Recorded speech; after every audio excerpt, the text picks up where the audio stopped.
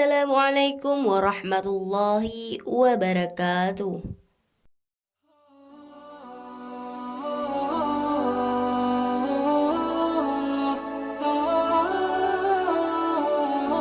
Maka datanglah seorang sahabat bertanya kepada Nabi Muhammad sallallahu alaihi wasallam, "Ya Rasulullah, mata sa'ah, bila kiamat itu terjadi?" Nabi tak jawab. Itu menunjukkan bahawa Allah tidak berikan wahyu kepada Nabi untuk menetapkan hari, bulan, tahun. Nabi tidak menjawab, tapi Nabi balik bertanya, "Ma'adat talaha?" Siapa tadi yang bertanya? Manakala Nabi menyampaikan tazkirah, orang ini bertanya, "Mata sa'ah?" Nabi diam saja. Nabi terus berikan tazkirah. Selepas itu baru Nabi tanya, "Aina sa'il?" Siapa yang bertanya tadi? "Saya ya Rasulullah." Lalu kata Rasulullah, "Ma'adat talaha?" Apa yang sudah kau siapkan untuk hari kiamat itu? Menunjukkan bahawa hari, bulan dan tahunnya tidak diketahui siapapun. Bila hari ini beredar berita bahawa ada tulisan, ada orang yang mengetahui hari kiamat, maka bercanggah dengan Quran dan sunnah Rasulullah sallallahu alaihi wasallam. Kerana Nabi tidak pernah membicarakan itu kepada Sayyidina Abu Bakar, Umar, Uthman wa Ali wa an kulli sahabati Rasulillah ajma'in. Sedangkan Al-Quran jelas-jelas, a'udzubillahi minasyaitonir rajim, yas'alunaka 'anis sa'ati ayyana mursaha. Mereka bertanya kepada engkau tentang hari kiamat, bila terjadinya. La ya'lamuha illahu, tidak ada yang tahu kecuali hanya Allah Subhanahu wa ta'ala. Tapi masalah tanda-tandanya, maka Nabi banyak bercerita. Tanda-tanda ini dibagi dua. Ada tanda yang bersifat fisik, nampak. Di antaranya ucapan Nabi, tatawul al-bunyan, berlomba-lomba membuat bangunan tower yang tinggi. Itu sudah tampak hari ini. Bahkan Imam San'ani menyebutkan, bila ada binaan, bangunan yang lebih tinggi daripada Jabal Abi Qubais, salah satu tanda hari kiamat. Hari ini kita melihat Jabal Abi Qubais dulu bukit yang paling tinggi di samping Ka'bah. Hari ini Jabal Abi Qubais lah yang paling rendah. Jabal Abi Qubais di belakang bukit Safa. Bila kita naik ke atas bukit Safa, ingin memulai sa'i menghadap ke arah kiblat, tepat di belakang kita Jabal Abi Qubais yang dipotong, dikerat, kemudian di atasnya dibina istana Raja Fahad. Dulu kerana Makkah itu seperti kuali, lalu kemudian di tengah itu Ka'bah, maka bukit-bukit di sekeliling yang paling tinggi adalah Jabal Abi Qubais. Hari ini Jabal Abi Qubais paling rendah, ditambah gedung-gedung tinggi dan Zamzam Tower paling tinggi. Maka ini salah satu tanda fizik yang nampak oleh mata. Lalu kemudian tentang bagaimana seorang ibu antalidal amatu rabbataha, seorang budak hamba sahaya melahirkan tuannya. Ini pun juga fizikly, nampak dia oleh mata. Ada dua makna bahawa seorang hamba sahaya melahirkan tuannya. Yang pertama maknanya, ketika umat Islam berkuasa, lalu kemudian dia menguasai suatu kawasan, maka perempuan-perempuan itu menjadi budak, dan budak-budak ini melahirkan anak-anak yang merdeka. Maka maknanya Islam punya kekuasaan yang luas. Akhirnya ibunya budak hamba sahaya, anaknya orang merdeka. Makna pertama. Sedangkan makna yang kedua adalah antalidal amatu rabbataha, maknanya seorang ibu melahirkan anak dan anaknya menderhaka, sehingga seolah-olah ibu menjadi budak dan anak menjadi tuan. Ini pun fizik, nampak dengan nyata. Saya termasuk suka mengkaji tanda-tanda yang tampak, tapi sebenarnya yang lebih condong daripada hadis-hadis itu adalah bukan benda, tapi condong kepada maknawi, makna yang terkandung di balik suatu ucapan Nabi sallallahu alaihi wasallam. Maka pada kesempatan ini kita akan bahaskan satu daripada banyak hadis diriwayatkan oleh Abdurrahman ibnu Sakhar ad-Dawsi atau biasa dikenali dengan nama Abu Hurairah radhiyallahu an. Hadis ini ada dalam kitab Sahih Al-Bukhari. Apa kata Nabi? La taqumus sa'ah. Hari kiamat tidak akan terjadi hatta hingga yuqbadal ilmu. Yang pertama, dalam hadis ini ada 6 tanda. Ini yang akan kita bahaskan. Yang pertama, yuqbadal ilmu. Ilmu dicabut. Innallaha la yaqbidul ilma intiza'an. Allah tidak mencabut ilmu seperti mencabut pokok kayu dengan akarnya sekali. Lalu bagaimana ilmu itu tercabut? Bi mautil ulama, dengan meninggalnya ulama. Ketika Imam Syafi'i meninggal, maka berapa cabang ilmu hilang. Imam Syafi'i alim dalam bahasa Arab, Imam Syafi'i alim dalam tafsir, Imam Syafi'i alim dalam fiqh, Imam Syafi'i alim dalam hadis, bahkan bergelar Nasirus Sunnah. Imam Syafi'i yang pertama kali menyusun usul fiqh. Lalu kemudian ketika meninggal masih ada digantikan oleh murid-muridnya, Al-Muzani, Al-Buwaiti, Rabi' Al-Muradi.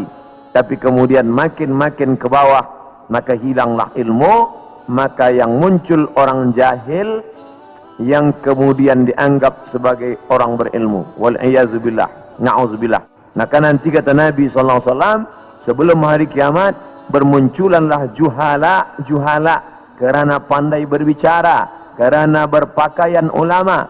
Al-juhala yalbisuna libasal ulama.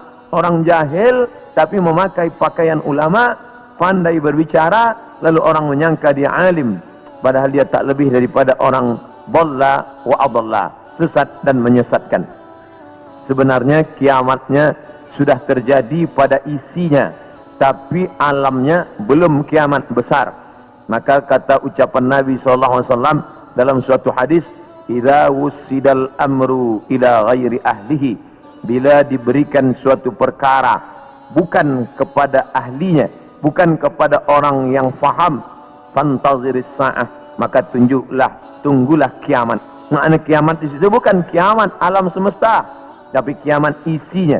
Bila pembinaan masjid ini diberikan kepada orang yang tidak pakar, tidak memiliki kepakaran pada bidang itu, fantaziris sa'ah, maka tunggulah sa'ah, kiamat, hari kiamat. Makna kiamat di situ bukanlah kiamat alamnya, tapi isinya sudah kiamat. Begitu juga dengan ucapan Nabi tentang masalah idza waqa'a ala ahadikumul qiyamah, bila terjadi kiamat pada salah seorang kamu, wa fi yadihi fasilah, di tangannya ada anak korma, falyaghrisha, tanamlah, kerana dia akan menanam itu, lalu kemudian dia mati.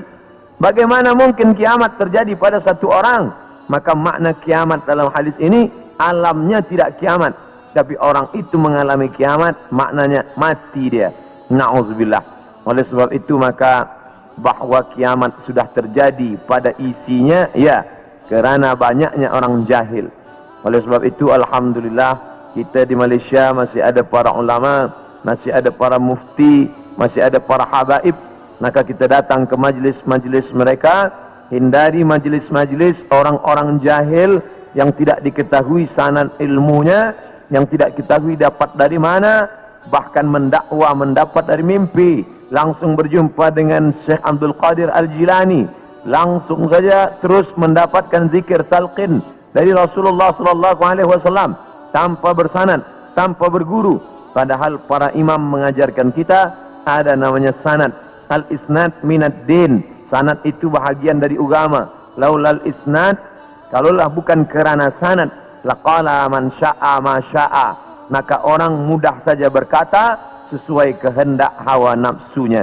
Begitu kata Imam Abdullah ibn al-Mubarak, salah seorang ulama hadis yang amat sangat tinggi ilmunya. Maka Imam Bukhari bersanad sampai ke Nabi Muhammad sallallahu alaihi wasallam.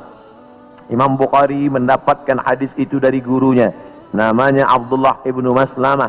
Abdullah ibnu Maslamah mendapatkan dari gurunya, namanya Malik bin Anas. Malik bin Anas mendapatkan dari gurunya, namanya Abu Zinad. Abu Zinad mendapatkan dari gurunya, namanya Al-A'raj. Al-A'raj mendapatkan dari gurunya, namanya Abu Hurairah. Abu Hurairah mendapatkan dari gurunya, namanya Sayyidina wa Maulana Muhammad sallallahu alaihi wasallam. Dan di antara sanad itu mesti diteliti pula, orang ini mestilah adil. Makna adil menjauhi dosa besar, menghindari dosa kecil. Lawan daripada kata adil adalah fasik. Wallahu la yahdil qaumal fasiqin. Allah tak berikan hidayah kepada orang yang fasik. Adapun orang yang adil tapi dia tidak dhabit, tidak kuat ingatannya, maka dia juga tidak layak diambil ilmu daripadanya. Oleh sebab itu apa kata Imam Malik bin Anas, guru Imam Syafi'i, makamnya di Baqi di samping Masjid Nabawi, meninggal tahun 179 Hijrah. Aku berjumpa dengan 70 orang di dalam masjid ini, maksudnya Masjid Nabawi di Madinah. Andai aku minta satu di antara mereka berdoa, maka turun hujan, saking makbulnya doa mereka. Tapi tidak aku ambil hadis satu pun dari ke-70 orang itu. 70 orang zuhud, ahli ibadah, abid, banyak ibadahnya, kabul doanya. Andai ku minta satu orang berdoa, turun hujan, begitulah kabulnya. Tapi aku tidak mengambil ilmu dari mereka kerana tidak dhabit, kuat ingatannya. Begitulah ulama menapis supaya jangan sampai mengambil ilmu daripada orang jahil. Kerana di antara tanda kiamat adalah yuqbadul ilmu, bahwa ilmu dicabut Allah Subhanahu wa taala. Maka bila kita masih ada kajian-kajian khas tafsir, khas fiqh, khas usul fiqh, khas hadis, maka kita hadir, kita dengarkan, kita fahami, kita rakamkan, kita share, maka dia bagian dari dakwah. Tapi bila itu sudah tampak banyak menebar, sebenarnya salah satu daripada tanda hari kiamat. Yang kedua, wa taksuruz zalazil, banyak terjadi zalazil. Zilzal, gempa. Zalazil, gempa.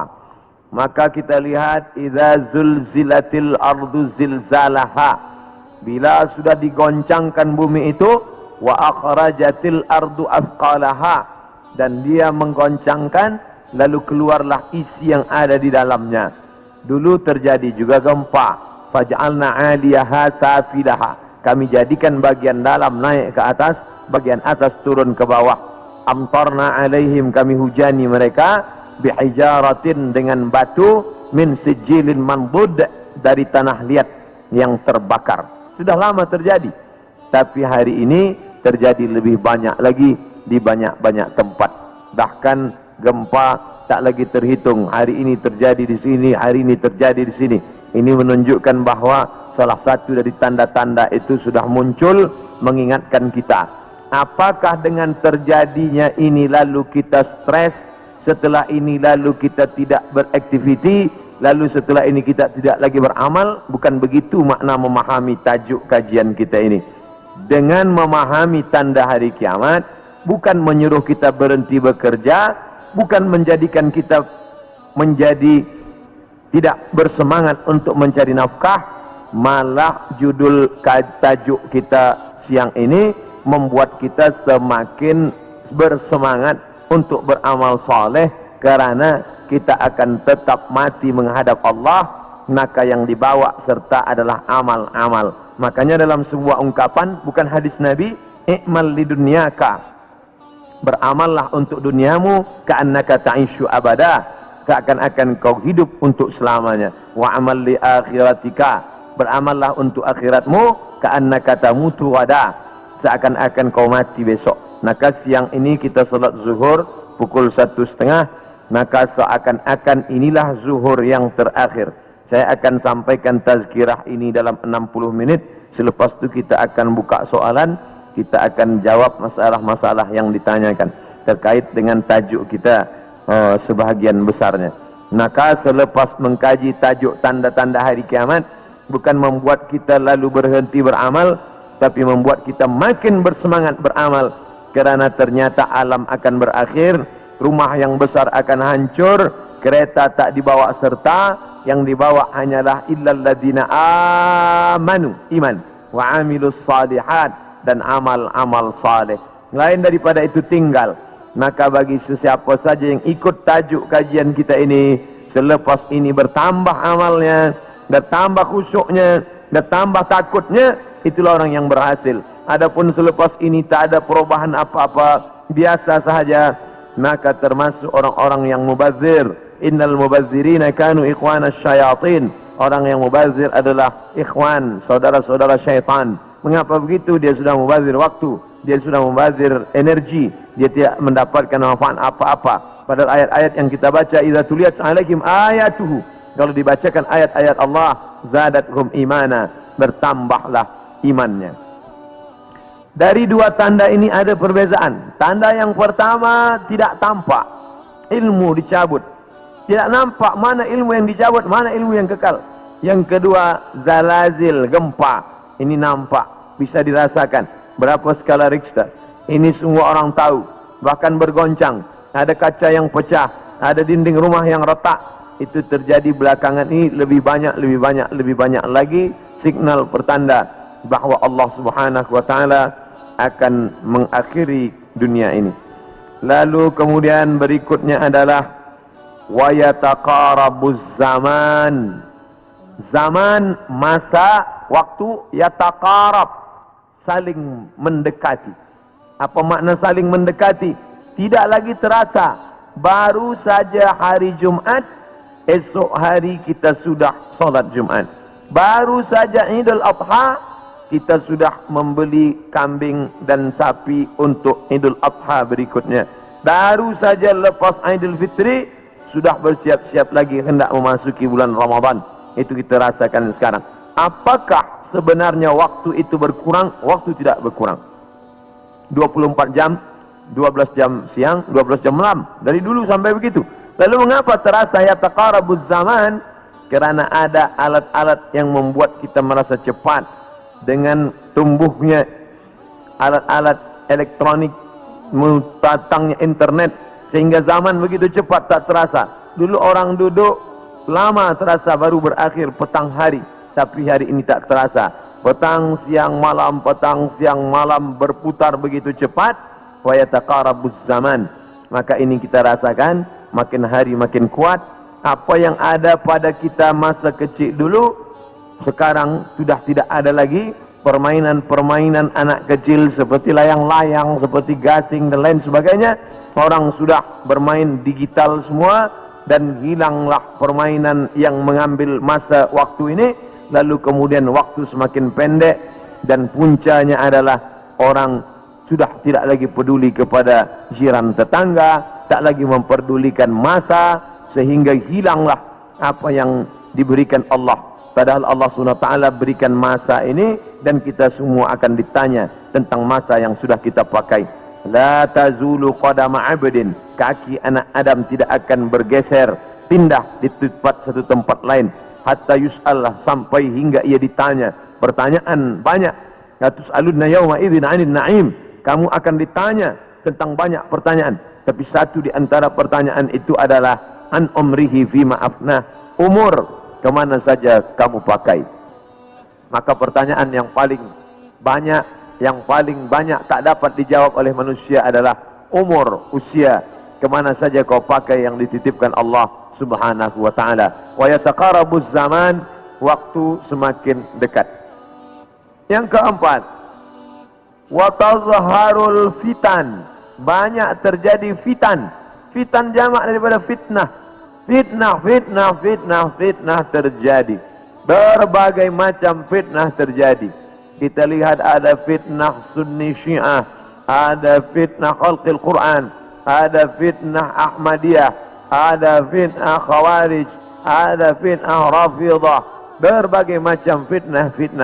Fitnah di grup WhatsApp, fitnah di Facebook, fitnah di Twitter, fitnah. Ini fitnah makin banyak.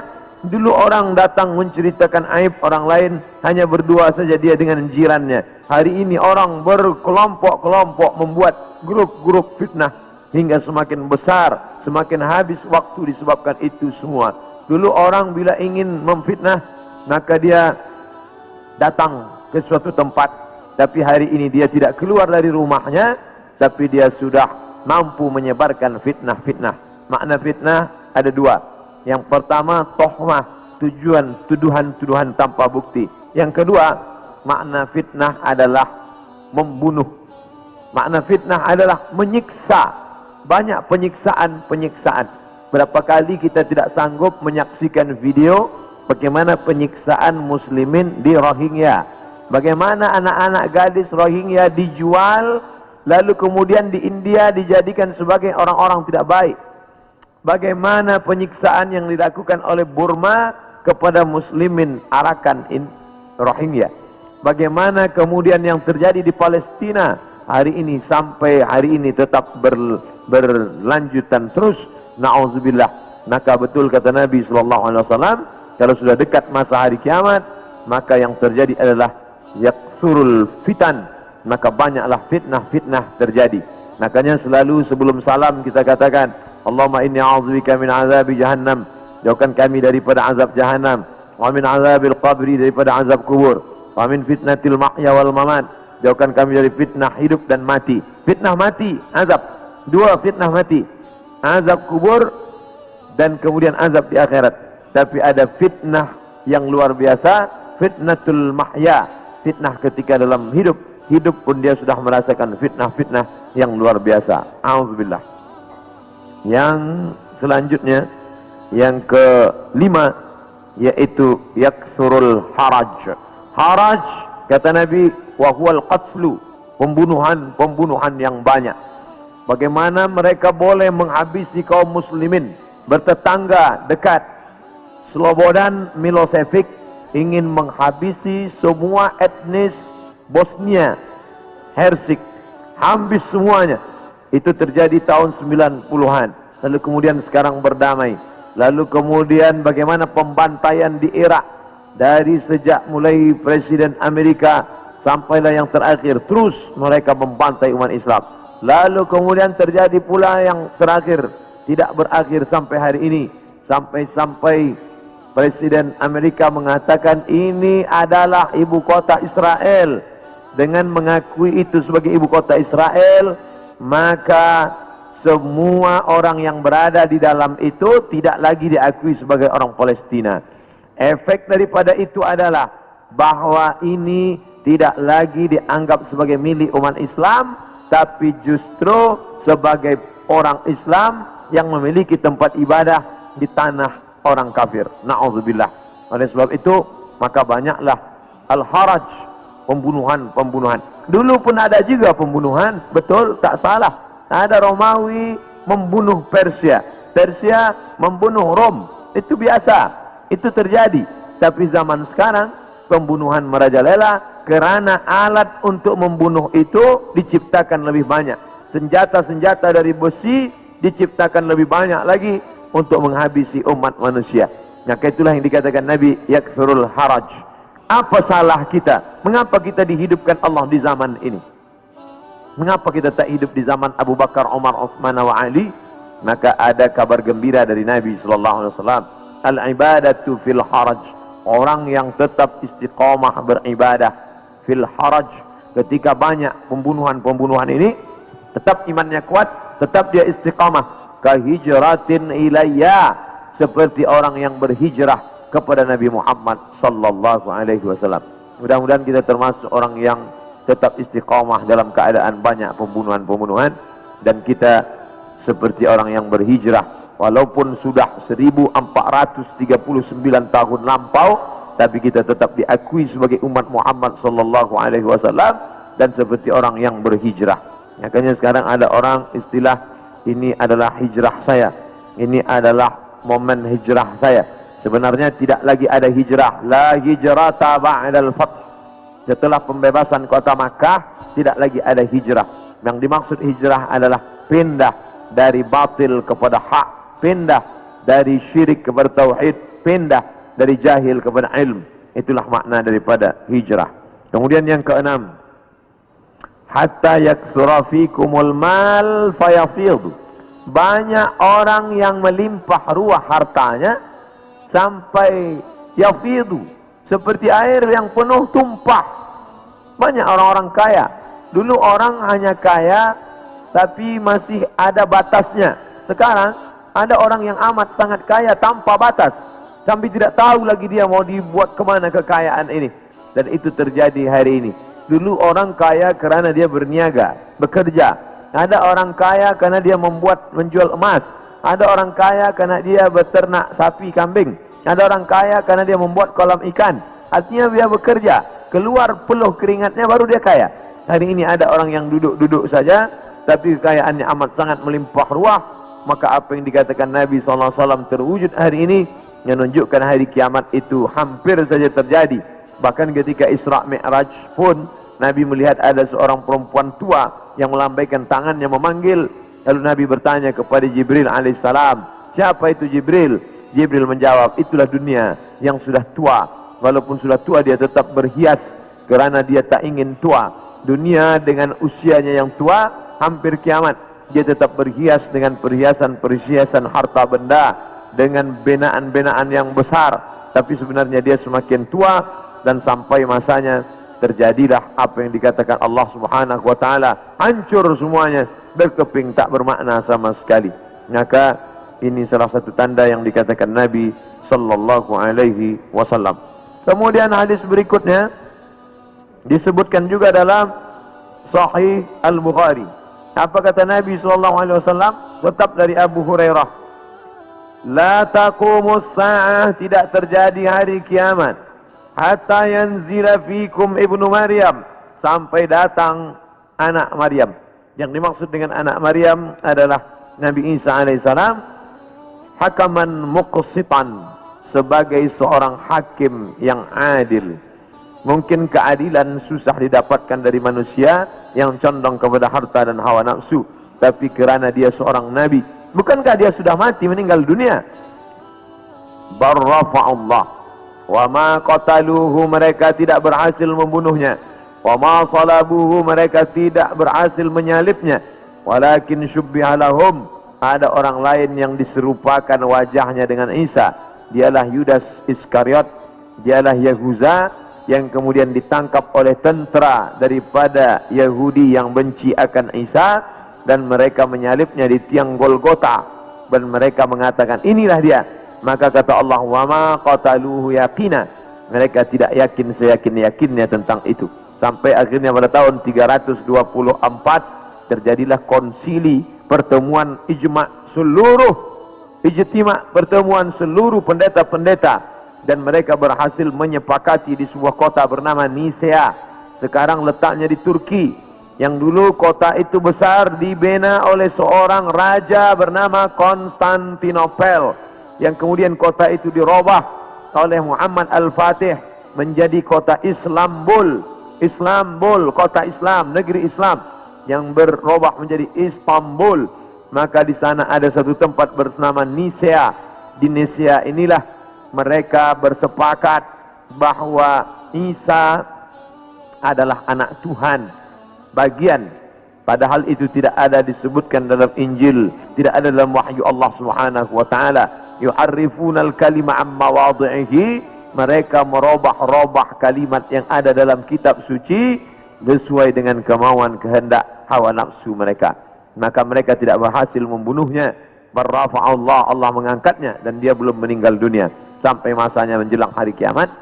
Nabi Muhammad SAW bercerita bahwa Nabi Isa ini akan turun menjadi pemimpin yang adil. Apakah dia membawa syariat baru lalu menasakh syariat Muhammad SAW? Tidak. Dia menghidupkan lagi sunnah-sunnah Rasulullah SAW. Dia menjadi imam di masjid, dia mengajak orang salat berjamaah, dia tetap menegakkan syariat Muhammad. Dia tidak menasakh apapun, kerana dia datang sesudah Nabi Muhammad, maka dia sendiri pun ikut syariat Nabi Muhammad sallallahu alaihi wasallam. Dia tidak hanya sebagai seorang ulama, dia tidak hanya sebagai orang yang faham agama, tapi dia menjadi hakaman muqsitan, sebagai pemimpin yang adil. Dia yang akan memimpin dunia. Bila ini terjadi, maka hari kiamat akan segera tiba. Ini termasuk tanda yang fizik, yang nampak, yang orangnya langsung. Tempat turunnya disebutkan di sebuah masjid bermenara warna putih di Damaskus, Syam. Maka di antara doa Nabi SAW, Allahumma barik lana fi syamina, Allahumma barik lana fi Syamina. Ya Allah, berikanlah berkah di negeri Syam. Negeri Syam disebut negeri yang penuh dengan barakah. Subhanallazi asra bi 'abdihi lailan minal masjidil haram ilal masjidil aqsa allazi barakna haulahu. Kami berkahi tempat itu linuriyahu min ayatina, karena kami ingin menunjukkan ayat-ayat kami kepada orang yang tidak percaya kepada ayat-ayat. Bahwa Nabi Isa datang tidak membawa syariat baru, tapi dia membatalkan syariat yang sudah dirubah oleh para pendeta. Di antaranya mereka mengatakan bahwa Nabi Isa meninggal dunia tergantung di pelang salib, maka dibantah. Fayaksirus salib, dia menghancurkan salib. Salib bahasa Arab, salib bahasa kita, palang salib. Maka Nabi Isa datang menghancurkan salib. Ini menunjukkan bahwa akidah salib itu batil, tidak dibenarkan. Karena andai dia benar, pasti Nabi Isa melanjutkannya. Yang menghancurkannya Nabi Isa sendiri. Yang mengatakan itu patung dia, maka itu dibantah oleh Al-Quran. Wa ma qataluhu, mereka tidak membunuhnya. Wa ma salabuhu, mereka tidak menyalibnya. Walakin syubbiha lahum, ada orang lain yang diserupakan dengannya. Bila ada orang berkata, kamu jangan kaji-kaji agama kami, jangan bahas-bahas agama kami, urus sajalah agama kamu. Lakum dinukum waliyadin. Kami tidak mungkin membahas agama kamu kalau Allah tidak menyebutkannya dalam Al-Quran. Allah menyebutkan tentang yang kamu katakan sebagai Tuhan itu dalam beberapa surah. Al-Fatihah, Al-Baqarah, Ali Imran. Ali keluarga, Imran. Imran punya anak bernama Maryam. Maryam punya anak laki-laki bernama Isa. Dan Imran punya istri bernama Hannah. Hannah punya saudari perempuan, melahirkan anak laki-laki bernama Yahya. Dan Yahya punya ayah bernama Zakaria. Maka inilah keluarga yang kecil. Ada Imran, ada Hannah, ada adik Hannah, adik yang melahirkan Yahya, nama suaminya Zakaria. Dan Hannah melahirkan anak perempuan bersama Maryam. Dan Maryam punya anak laki-laki bernama Isa alaihissalam. Ini keluarga orang baik-baik, ini keluarga orang yang saleh, dan mereka itu tidak pernah mengaku dirinya Tuhan. Mal Masih ibnu Maryam illa rasul. Al-Masih tak lain tak bukan hanyalah seorang rasul. Qad khalat min qablihi rusul, yang sebelumnya sudah ada rasul-rasul. Adam, Idris, Nuh, Salih, Ilyas, Ilyasa, Zakaria, Musa, Yahya, Zulkifli, Daud, Sulaiman, Ayyub, semuanya meninggal dunia. Maka Nabi Nabi Isa alaihissalam pun juga akan meninggal. Hanya saja dia meninggal tidak seperti Nabi yang lain. Hidupnya habis, berakhir. Nabi Isa akan datang sekali lagi dan dia akan menghancurkan salib-salib. Berikutnya, wa yaqtulul khinzir, dia akan membunuh babi. Apa makna membunuh babi? Kerana mereka menghalalkan babi, seakan-akan babi itu halal, padahal Nabi Isa tidak makan babi. Lalu siapa yang merubah ajaran Isa sehingga mereka menghalalkan babi? Maka yang merubah adalah Paulus.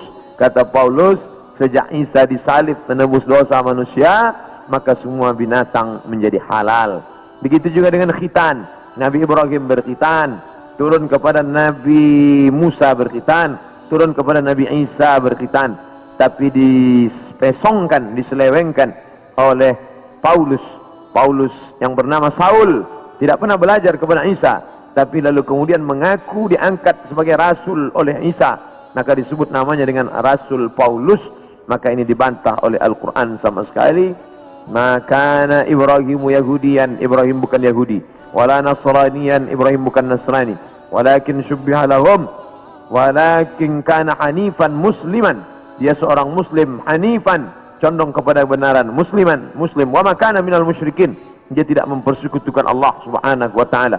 Sedangkan Yahudi dan Nasrani mempersekutukan Allah. Yahudi mempersekutukan Allah dengan Uzair. Wa qalatil yahudu Uzairun ibnullah. Orang Yahudi berkata Uzair anak Allah. Sedangkan Nasrani mempersekutukan Allah dengan Yesus, dengan Isa. Wa qala an-nasara al-masih ibnullah. Nasrani berkata Al-Masih anak Allah. Maka Al-Quran membantah. Bila ada orang mengatakan jangan kaji-kaji tentang agama orang lain, kita tidak mengkaji agama orang lain. Kita sedang mengkaji Al-Quran, kitab suci kita yang bercerita tentang penyelewengan ajaran Nabi Isa alaihissalam. Ini mesti diluruskan, karena yang kita kaji adalah Al-Quran dan sunnah Nabi Muhammad sallallahu alaihi wasallam. Wa yada'ul jizyah, Nabi membatalkan jizyah, upeti, pajak yang sebelumnya diterapkan oleh Raja Romawi dan Persia. Mereka hidup dengan cawan-cawan emas, pakaian sutra, tempat tidur yang tebal, dengan banyak-banyak pasangan, dengan istana yang megah. Padahal dari cukai, dari pajak yang dikutip dari setiap masyarakat. Maka datanglah Nabi Isa alaihissalam membantah itu semua perbuatan yang batil, bahwa itu perbuatan zalim, menganiaya orang susah. Maka dia menghapuskan itu, wa yada'ul jizyah wa yafidul mala hatta la yaqbaluhu ahadun, dan kemudian dia membagikan harta sampai tidak ada satupun yang mau menerimanya. Apa makna dia membagi harta tak ada orang mau menerima? Kerana orang sudah merasa cukup, tidak lagi merasa perlu banyak. Kerana masalah harta ini tidak ada batasnya.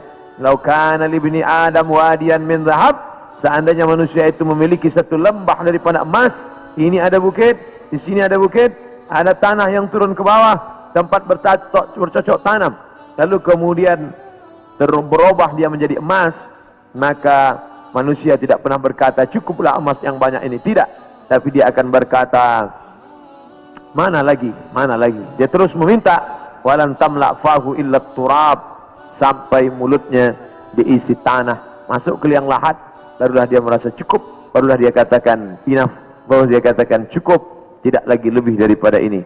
Maka oleh sebab itu, ketika Nabi Isa alaihissalam membagikan harta, ini harta, dia katakan tidak, kami tidak mau menerimanya, karena kami tidak ingin mati membawa harta, tapi kami ingin mati membawa amal yang saleh. Kita lanjutkan.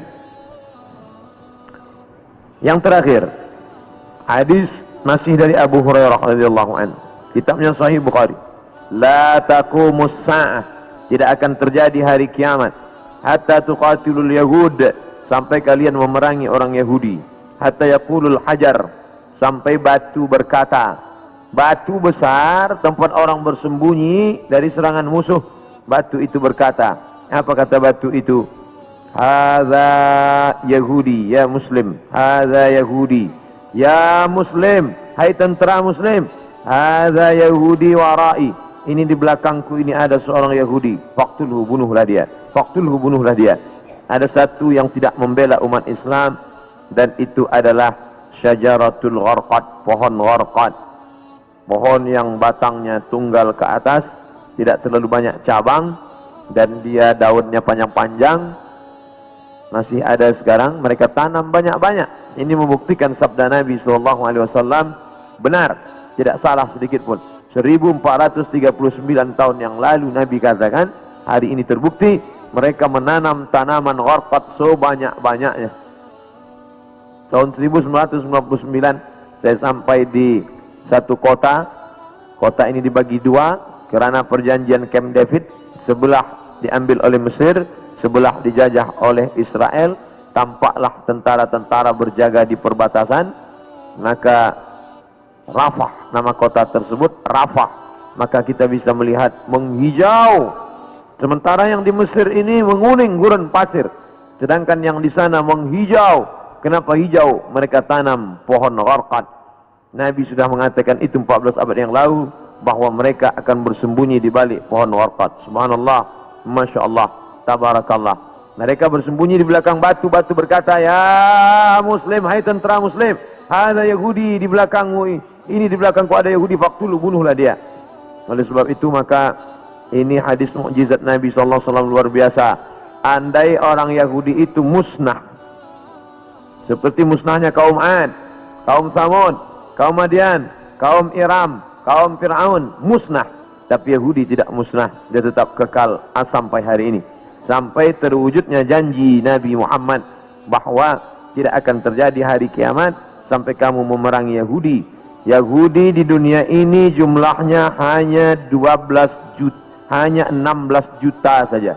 6 juta di Palestina, menjajah Palestina, yang 5 juta di Amerika, sisanya yang 10 bertebaran di atas muka dunia. Ada Yahudi Rusia, ada Yahudi Arab Maghribi, Maroko, ada beberapa Yahudi di Maghribi, kerana ketika itu raja daripada Spain mengusir seluruh pendatang dan larilah mereka ke negeri Islam.